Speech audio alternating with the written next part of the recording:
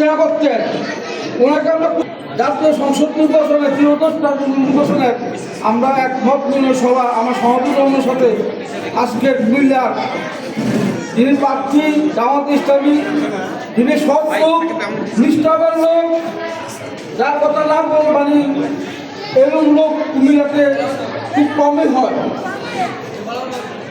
আমরা এমন এক লোকের সাথে আজকে আমরা এই সংসদ নির্বাচন মতগুলো সবাই আমরা বসছি। আমি আসলে কি বলবো, আমরা জানেন সামনে নির্বাচন, আমরা একটু প্রার্থীকে বাছাই করে দিব, যে প্রার্থী দ্বারা আমরা ভালো থাকবো।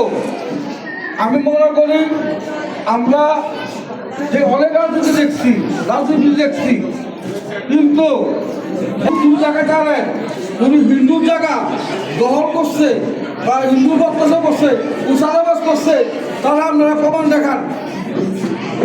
এখন সব রাজনীতিবিদ সংগঠন হল বাংলাদেশ জামাত ইসলামী, এই প্রার্থী হল আমাদের মোবাইল।